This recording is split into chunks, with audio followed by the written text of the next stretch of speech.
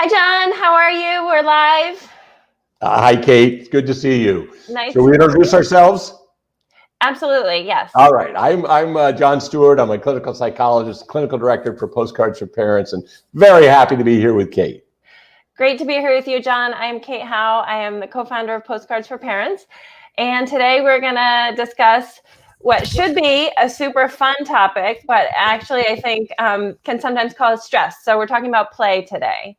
And I don't know, you seem like a very playful guy, so maybe it's never stressful to you, but for, and I've gotten much better at play over the last couple of years and since being a mom, but it didn't feel natural. And I think just when there's just so much to do, when you're sort of like trying to do your job and keep the house clean and get dinner on the table and then clean up and then organize your kids' play dates and then think about their school, I can just remember, my daughter kind of saying like, come play with me. And, I'm the princess, so you be the queen. And I was just like, it doesn't feel fun. And so what's so great about it anyway? Like, why should we be getting in the mindset of play? Kate, I think I appreciate what you're saying in terms of being, a busy parent with all those obligations. And I think that we oftentimes think of play as kind of like the cherry on top. Well, developmental sciences, particularly with respect to attachment, suggests that it's not the cherry on top. As a matter of fact, it's one of the critical variables associated with our kind of helping our kids go down the path that we want them to be able to go down over the course of growing up. I think even if we look at the animal kingdom, we'll see with puppies and kittens and squirrels and baby bears, and we see that playfulness, just the activity of with the animal kingdom, it's largely swatting and wrestling, and there's a lot of that with humans as well. But that is it's a very, very important developmental task. There's a whole body of research on what's called rough and tumble play with humans, and looking at how it's very much like the animal kingdom. How what we're doing is we're interacting in a playful way that has no purpose to it other than to be playful.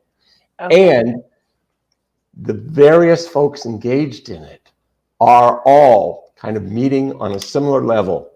When we talk about one of the key concepts, and I don't want to get too lost in jargon, but one of the key concepts in the notion of attachment is something called intersubjectivity. And intersubjectivity just means that it's the idea that the more experiences we have where we are aligned with someone with respect to three things. One, our intent for this interaction, our affect is the same, and those two, they're key. We're absolutely. So in intent, affect, and Kate, for the life of me, I cannot currently remember what the third one is. Jesus. But so affect is like your mood. Emotion. So the emotion is the same. The intent is to have fun. And the third one will come to me, and I will give it to you. I have probably spoken on this many, many times, but it'll come back to me. But the idea is that there are these moments where there is no hierarchy, and the intent is simply to have this playful, in many respects, joyful kind of interaction that has no real purpose to it other than the finding of one another in this very, sweet way. Now, I say sweet, rough and tumble play may not look sweet, but it is, because what it is that, if it's between a dad and a little one or two, there is a awareness, and nobody really wants to hurt the other. There's very much a caring in it, but it is this dance of interaction. So playfulness, and the other thing where you've heard us or we've talked about the kind of the golden pathway to connection, which is pace. And P is the first of that. It's playful, accepting, curious, and empathic. And playful it is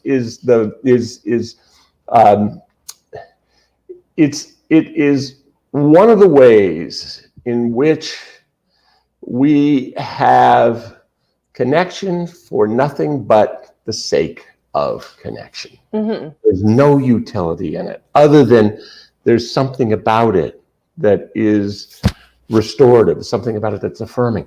Now, playfulness plays out in a lot of different ways. You know, some folks are just more outgoing, they're sillier, they're more, that my nature probably is of that. But I have watched some parents and actually some clinicians as well. One of the guys who does a lot of the work in the series, Dan Hughes. Dan, I don't think of as a particular, I know Dan pretty well. He's not a particularly playful guy.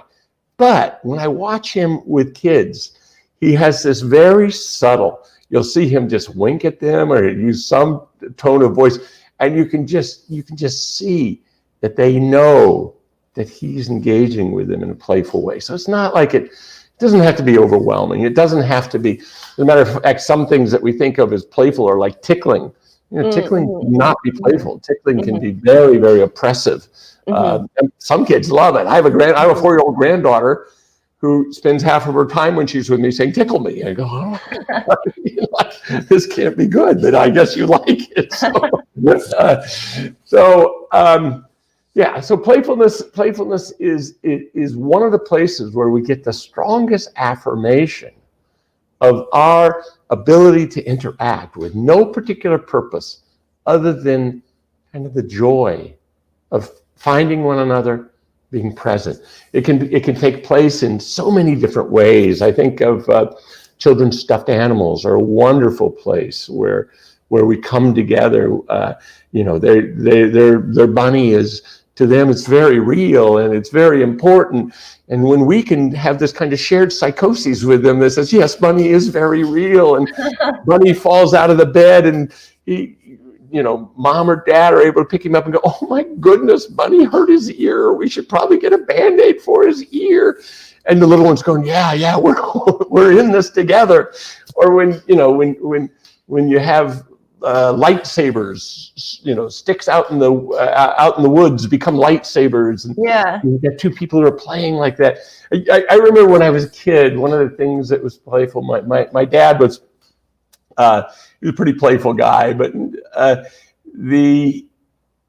of the things as a teenager, he would come out after dinner and spend maybe 3 minutes with shoot baskets, and he would always create some narrative about, it's the final 3 seconds of and my dad knew almost nothing about sports, so he was oftentimes way off base, but it was always just creating this scenario where we joined in the tension, and we as teenagers would roll our eyes at him, but that was, that's the joy of being able to have this non-hierarchical interaction. I think that playfulness can play out in so many different ways, and it is one of the central ways that we message to our kids that we get joy from them, that we value them, that they really have agency to change how we are, and it's not to frustrate us, and not to worry us. It is to make us feel good. Yeah, that's really interesting. So, I mean, I've read about various benefits of play, including like the stress relief and that it helps kids kind of like play out real life situations. But you're talking about something really different, which is just that coming together in connection is just inherently valuable. Yes. Absolutely. Coming together in connection, that is, it's not to say that you can't have some really wonderfully connecting experiences with that, exchanges that have purpose, that have a shared purpose to them, that you're making lunch together, or those sort of things. But when there is no purpose other than the purpose of being together, kind of joyfully, playfully, that's as good as it gets, I think. It's very difficult also to be in interaction with someone who is knowing how to connect with us playfully, because the connection is important. Because if one person is feeling playful and the other person isn't, you then have this big empathic miss, and that's not good. So playful is when there's an alignment there. And so sometimes you may start out trying to be playful and go, ooh, it's not accessible right now. And that's where you go to other ways of connecting. Right.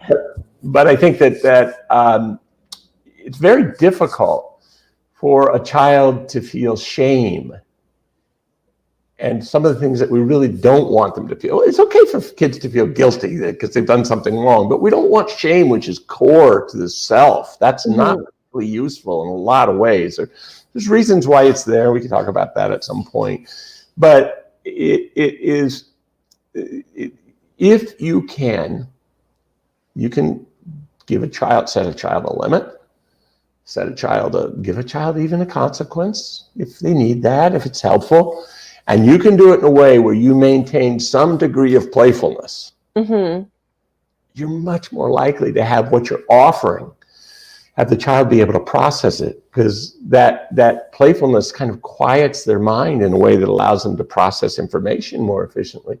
So if I say to a little guy, look, buddy, you need to just go chill out for a couple minutes. Can you just go sit down for a few minutes? I was thinking about having you go sit on top of that flag post, but I don't think that's a good idea. Why don't you sit on the steps for a couple minutes? You've now taken a situation, and you're not giving away your power, because they still need to go sit down for a minute if they're revved up. Yeah. So I think that there are all kinds of ways to bring playfulness into it, but you do have to be very careful about that empathic miss. If you go towards playfulness, and there's some kids who are going to experience playfulness as either dismissive or in some way not respecting their development. They look at you like you're treating me like a baby. Then you got to be careful with that. Mm-hmm.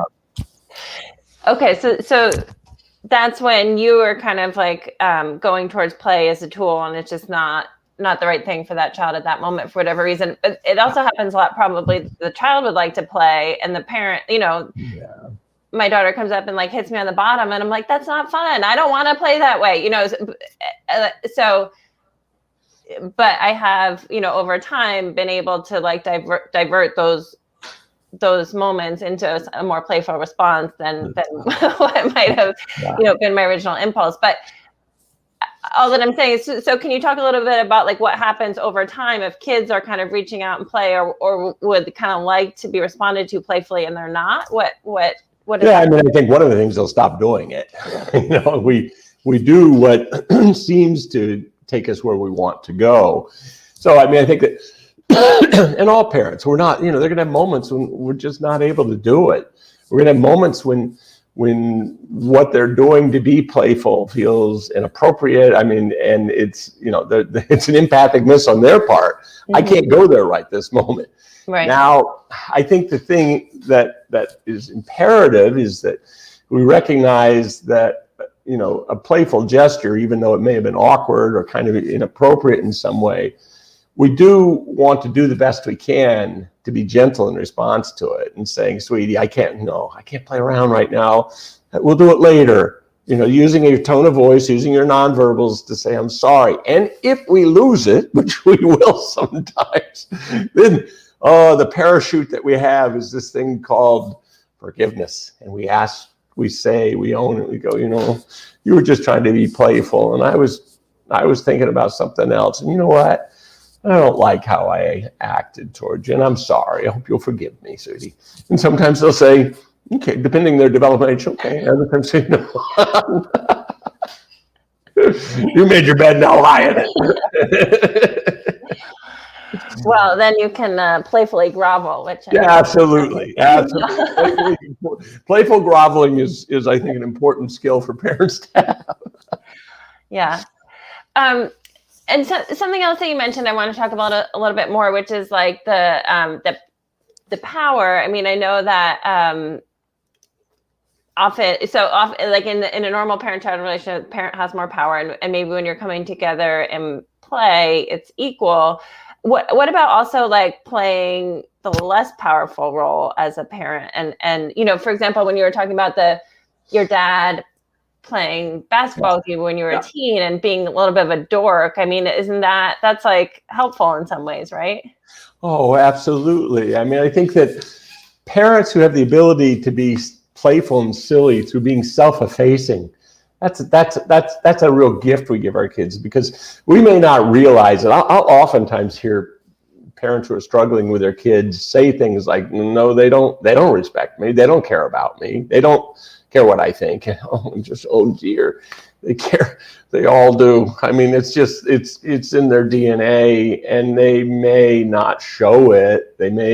Matter of fact, they may do everything they can to not let them feel it, because if they don't believe it's forthcoming, then what is the natural tendency? The story of sour grapes. I didn't want it anyway. Couldn't get it. I don't want it. Yeah, probably sour anyway. I don't want it. So I think that because parents are they cast such a big shadow, and kids do want their approval. They want their love. They want to feel that they sometimes can get to a place where they will block parental love. That's a more if that's happening in a very dramatic way, then that's something that oftentimes requires some intervention. When you have a youngster who kind of consistently will not let you be loving or playful towards them, then that's indicative of something. It could be indicative of something related to the child, everything from a child who isn't understanding some of it because of their limited social awareness, and kids with high functioning autism, things like that, to early life trauma. There are a lot of different things that can set that up. But that when we are able to be self-effacing, even the child who may be in the pattern of blocking your care, they're going to do a lot of eye roll. Teenagers block your love. They block your care. That's just part of what they do. It's how they escape the gravity of the family. They figure out how to not let themselves care too much about what it is they're leaving behind. And so they block care with being irritable and angry and just difficult to live with. And they're oftentimes like loving a porcupine. It's just not easy. So there's some of this that's normative. It really is, particularly during stages of rapid growth, such as rapid separation and individualization. You and I talked about that a moment ago. That during those periods, such as toddlerhood and adolescence, those are times where you're going to see greater expression of ambivalence about the child's dependency on the parent. But I think that anytime a parent can be self-effacing, that kind of makes the shadow that they cast a little less overwhelming. Kind of gives kids permission to make their own mistakes, to be less competent at things than they want to be. Mm-hmm. So I think that's certainly an aspect of playfulness that not only facilitates connection but also gives kids permission to not have to be quite all that. And my sense is also that parents don't lose any respect or power in that. I mean, especially if you are, volunteering it in a way, it's like. I think not at all. Right. I think that kids have a remarkable ability to know what's going on in parents, and they have a remarkable ability to understand where parents are vulnerable. And that the more powerful they experience us, the safer they feel. But the power is not the power of our strength or our intellect. The power is the power of our sense of self, our ability to be okay, and to be able to be what we need us to be able to be what they need us to be. And when kids see parents with that kind of flexibility, their ability to be silly about themselves, to be self-effacing, they read that as strength. We read that as strength. And I had a teenager in my office the other day He was really mad at his younger brother because his younger brother showed him no respect. And so we're talking about the fact that, respect really isn't something people just give. Respect is something people have to earn. And probably the most powerful way that people earn respect is when they are kind of powerful, and then they're also kind towards the people who are less powerful, and they don't play up their power. They don't need to be seen as powerful. And he wasn't buying all of it, but maybe a little bit of it. Still felt his younger brother should respect him. Yeah. Wasn't certain he should have to work so hard to earn it. So I think that absolutely there are ways in which are showing a more flexible and resilient sense of our own self-esteem. Our kids see us as more powerful, not less powerful. And can you talk about child-led play and the idea of special time where you set a timer for 5 minutes or 10 minutes or 20 minutes or whatever, and just kind of do whatever your child wants? What's special about that? Yeah, when I was first out of my internship and postdoc and was working clinically, and my identification was as a child psychologist and my training in identification. But the fact is, I had not spent that much time with children. I had a colleague, a woman who she was just gifted with kids. I mean, she could spend 15 minutes with a child and know more about their inner world than I would in 3 hours of testing and 3 hours of play. She was just really gifted. And she helped me. She helped me understand that the task at hand was, in that time, was presence. It was to figure out how to go to kid time, how to really just slow down and let that child dictate your experience of time in that moment. That if you don't do that, because time with kids can be like play time with kids can be meditative. If you really just let yourself go with it, it's here, it's now. Similar to meditation, we're always trying to figure out how to not be thinking about the future, how to not be thinking about the past, how to find well-being in the moment. Children offer that in play. That is one of the places we can find it. That's why the idea of therapy dogs or therapy cats, all animals are therapeutic because they are in a constant state of meditative experience of the present. It's all they're doing is being in the present. And so I think that our kids give us a gift in that respect, but we've got to honor it. We've got to, as you said, you got to make time for it, because it's really easy to get bored. It's really easy to get preoccupied with what you need to do, what should have happened, and in the process, you lose the presence, and the child experiences that. So I don't know as a dad if I was always great about that. I think as a granddad, I'm a lot better at it. But I think that's the nature of the difference between parents and grandparents. I'm not, as a dad, I was scared to death that I didn't know what I was supposed to be doing, that I had to support my family. I had all these different things I had on my mind.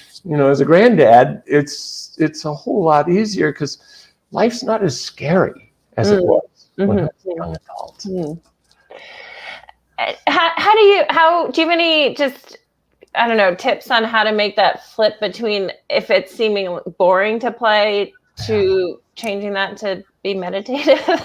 Yeah, no, I do think that it's a lot like meditation. It's a lot like saying to yourself, one of the things that we recommend that people will do with agitated kids in treatment settings, when they don't want to talk, but you also don't want to leave them alone, but they may be telling you to get the hell away from them. You're trying to figure out how to be present to help them work through whatever's going on. One of the things that we'll do there, and I think it can be done with kids, is you slow down and watch their respirations. Slow down and see if you can kind of match their inhalation, their breathing. I mean, that's one thing. I mean, it's the essence of breath meditation. But I think that's one way to do it. I think the other way to do it is become curious. Go, all right, now this guy's going to go on top of the building, and he's going to shoot all the little guys down there. What do you think he's thinking? What do you think? Be curious. Curiosity about a child's inner world of play is asking them to invite you in. It's saying it's real, saying you care. So, I think little things like that can be just wonderfully helpful. I think when you get distracted, it's okay to say, oops, buddy, I got distracted. Come on, bring me back in. What's going on here? There's no shame in being human and, realizing that, oh, God, you forgot to pick up your other kid at school 10 minutes ago. Oops. Yeah, that's really helpful. I think, one other thing that that sometimes helps me is really just focusing on, it's kind of like matching the breathing, but just like looking at my child in a way, because, it's like, it really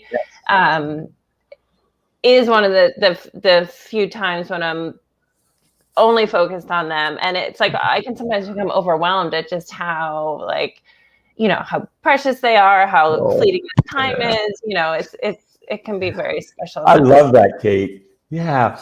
Mindful looking, mindfully just looking at their little faces, their little spirits, their hands. One of the things that the TheraPlay model does, it supports parents in TheraPlay is a model for enhancing connections with kids. Out of an institute in Evanston, Illinois. It's wonderful work. But one of the things that they do, and I've encouraged lots of parents to do this, which is mindful looking at the child at bedtime. We're for instance, taking the child's hand, having a little ritual where you put a little lotion on it, and then you look at their fingers, you go, I think that freckle's new, or, you got a little scratch there. So they have this sense that you are just completely fascinated with the essence of their being, which for little ones in many ways is their body. That is their self. So I think that idea of just being really conscious of opening your eyes and watching them, I love that. That's a great idea. Cool. Well, I guess one other question I have is maybe just going through a day, so if it's not like a focused playtime, what are ways to add playfulness at various points in the day? Well, I mean, I think there are lots of different ways. I think I mentioned once before, I used to work with an occupational therapist who worked with kids who were not easy to transition from one activity to the next. And one of the things that he would almost always do, he would make transitions into a game.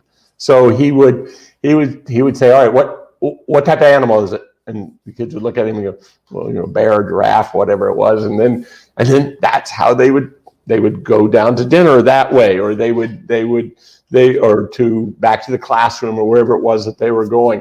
I think that you can build in playfulness. You can set a timer. You can go, all right, let's see how fast we can get this room cleaned up. There's a purpose in it, but it's really more playful because you're just adding an element of working together to see what you can do.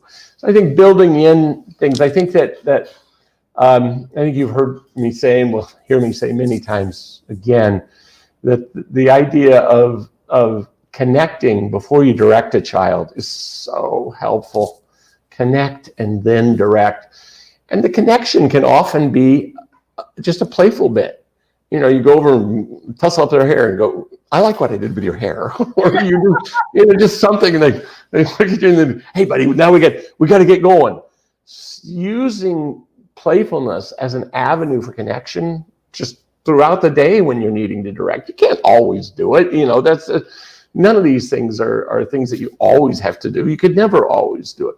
But when you have the presence of mind to say, wait a minute, okay, here's a way. I think playfulness can be done it can be when you're riding in the car and or you're sitting, having to sit somewhere. This was something else I remember with my dad, which is not great. But I remember going to the mall with him, and he wouldn't want to go in stores, and he'd sit. And my mom would be shopping, and he and I would sit. And he would look at people and say what type of animal he thought they looked like. And then, and he really didn't have a mean bone in his body, but this was probably not particularly kind in some respects. But it was a delight. It was just a delight, as we just have these ways of passing the time with some kind of silliness that made it feel like, I got it. Attention, intention, and affect. So what you're paying attention, this is intersubjectivity. I knew it'd come back to me. I hope it'd come back to me. The intersubjectivity or playfulness is marked by having this, you're paying attention to the same thing. You have the same intention, which is just to have fun. Mm-hmm. And you have a similar affect. That's it. All right. Well, I'm glad that came back before we ended today. So, but I think there are just thousands of different ways to do it. If you're wanting them to, make a sandwich, see if you can make your peanut butter look like your peanut butter and jelly look like a face, but it takes presence of mind to stop and do it. Right. But you'll almost never be disappointed. Or sometimes it just gives them a chance to roll their eyes at you and go, Mom, you're just out there, which is just fine. Right. As we're able to smile back and go, you may be right. So I love the example of the transitions, and that sounds like something that clinician had experienced was difficult before, and then he came up with play as a strategy to get through that, and he kind of had a routine for it. And I think as parents, you can recognize the same things, like getting my child in the bath or getting them in the car in the morning. You kind of figure out where there's sticky situations, and maybe you can think about ways to make it playful. But so I have two questions. One is like, what if it's not one of those things that you've premeditated and it's kind of not going that well, but sometimes you're just like, I don't want to have to like be a clown for you to do this. I just want you to do it. Right. But at the same time, maybe that if you were a clown, it would go better. So one is like, how do you switch into it when you don't feel like it, I guess is one question. And then how about not easily? Okay. And you may be, if you're not into it and you need to do it, you may be looking for that parachute of an apology later when you were harsher than you wanted to be. So it's hard. It's just, sometimes it's hard. I do think that, if you're trying to get them to do something, they won't do it. And then if you just lay down on the floor and you scream at the light or whatever, you go, I don't know, I'm the worst mom on the planet. I can't get my kid to go take a bath. They're going to be smelly, and, animals are going to start coming around to see if there's something, it's just, and once you can get kids disengaged from resistance, transition is oftentimes so much easier. This occupational therapist I was talking about, all day long I'd see kids crawling or hopping or slithering into his space. But I think we can just do that. If your kid you can't get them out to the car on time. That I did this with a family back some years ago. The mom would get out in the car, and she had a deck of cards, and she just kept them in the car. And if the kid got out there on time, if he got out there with like 30 seconds early, he could draw 2 cards. And if he got out there just on time, he could draw 1 card. If he got out there late, couldn't draw any cards. And then she would draw a card. And whoever had the highest card, if the child got a highest card, he got $1.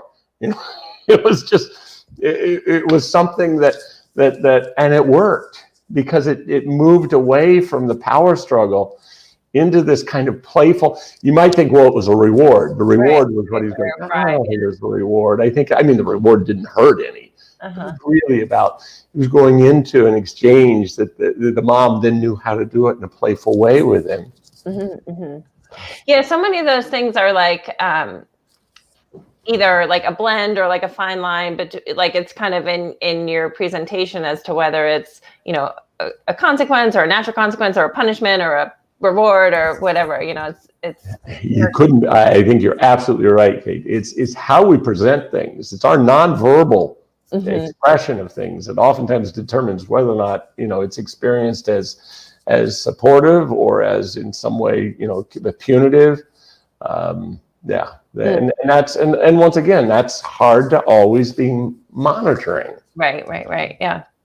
Can you talk about how to divert like a confrontation, or I mean, maybe an example that we've talked about before is like siblings are like fighting. How do you kind of use play in a situation like that? Yeah, it's hard, but I think that you know, sibling rivalries are some of the toughest things. When I have periodically, I work with siblings in my office, and whenever I have more than two of them there, my wife, Jan's a psychiatric nurse, I arranged to have Jan there because I know I need more keel. Siblings can come in without their parents. I'm talking about and oftentimes I prefer to work with siblings without their parents because the parents they're just such a part of the dance that it's easier to begin to look at the dance with the kids without mom and dad there as the, you know, kind of feeding it in some way.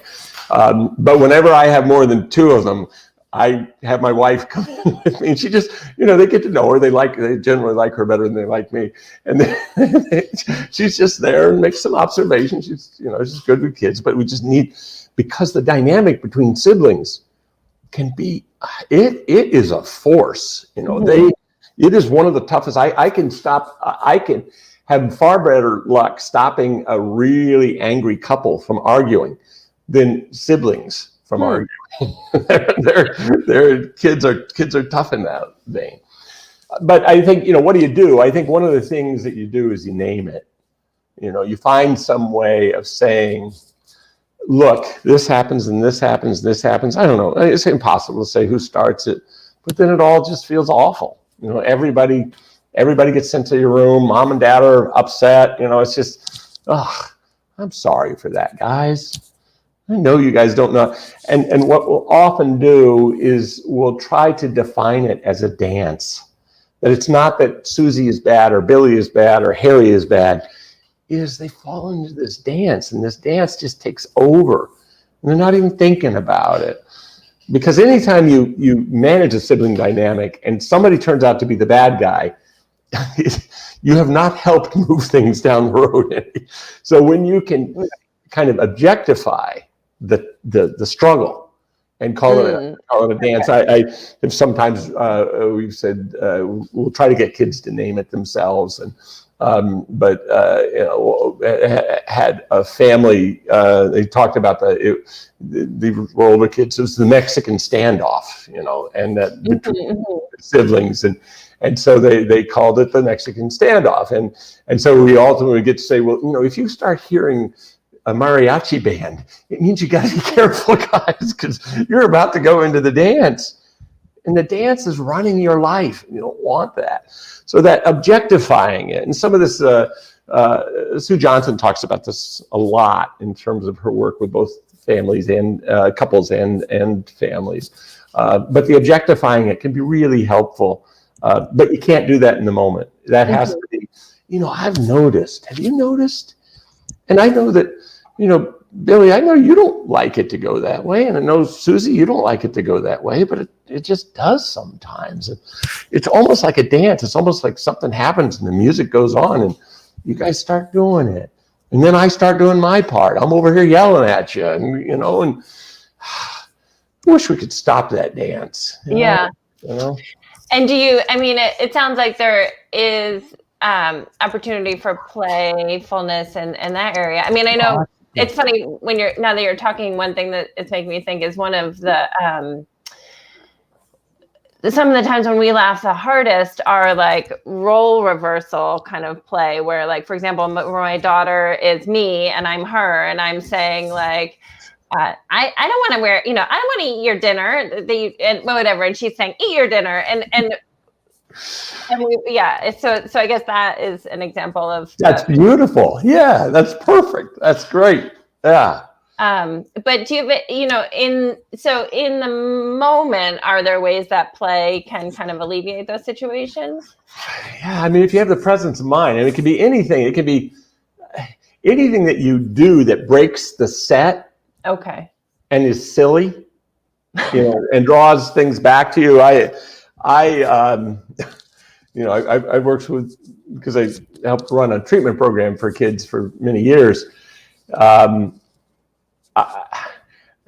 I would have some pretty angry and kind of potentially dangerous kids in an 8x8 quiet room. And we had a rule that you don't leave upset kids alone, because they'll never learn how to manage their emotion if there's somebody there to help them co-regulate. And so, but sometimes they were really, the kid wanted you out, and so you'd have to figure out how to sit in the door or whatever you could.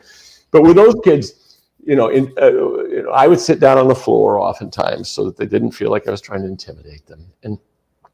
But one of the most common things I would do they're sitting there just steaming, is I might look down at my socks and go, oh God, I hate these socks. I keep putting them back in my drawer, and I know that I put them on and they go down my ankles and they go in my shoes. I just keep putting them on. And about that time, the kid looks at me like, you are an idiot. Yeah.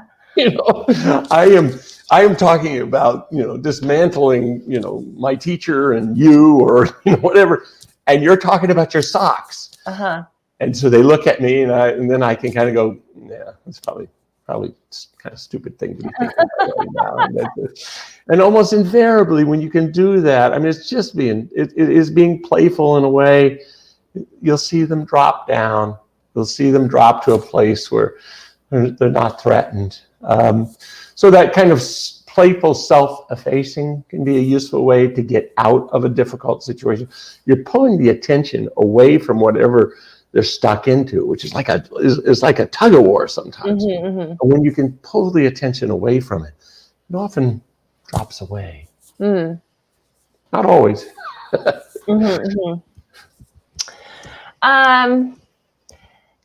And you mentioned this before, but do you want to just talk about the kind of physical play, rough and tumble, kind of what's good about that? How do families incorporate it?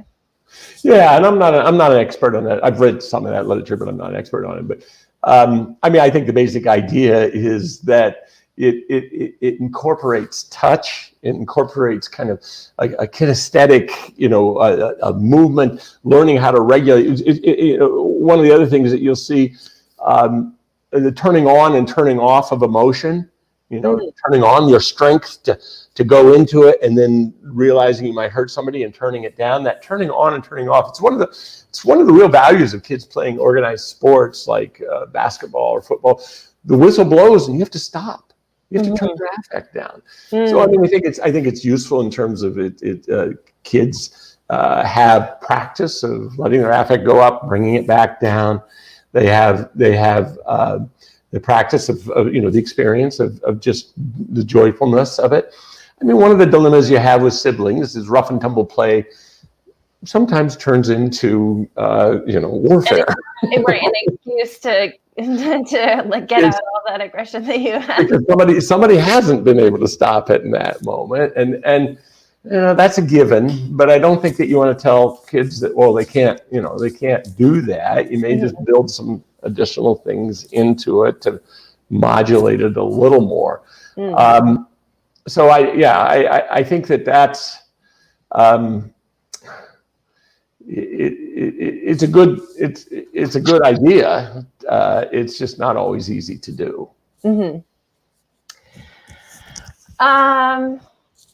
Cool. I mean, I feel like those were kind of the questions and things that I had.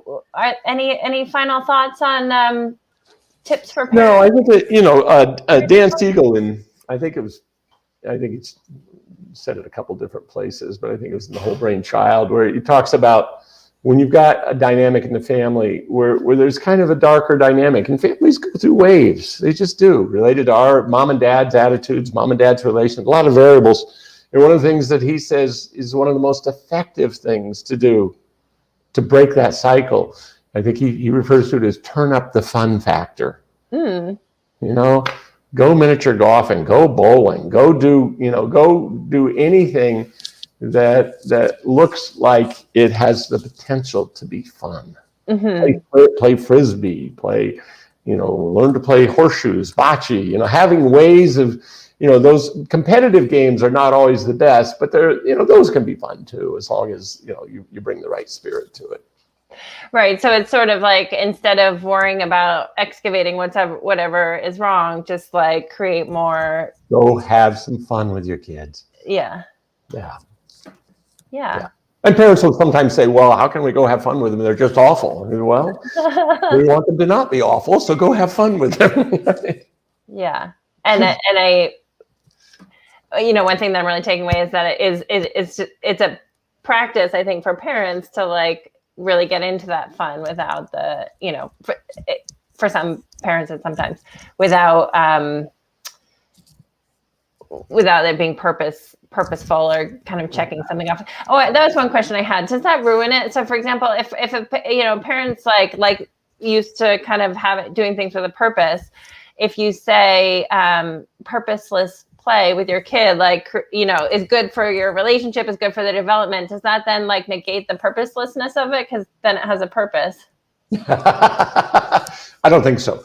Let me say one other thing I think that there are things that you can do that where you meld playfulness with purpose. I think about like doing flashcards with a kid who's trying to learn their multiplication tables or something, and that you hold the flashcard up and you say, I'm going to hold my breath until you do it, or they get it, you get so excited, you're just being silly, or you bring their stuffed bunny over and have them help, or you ask the dog, what is it? It's just.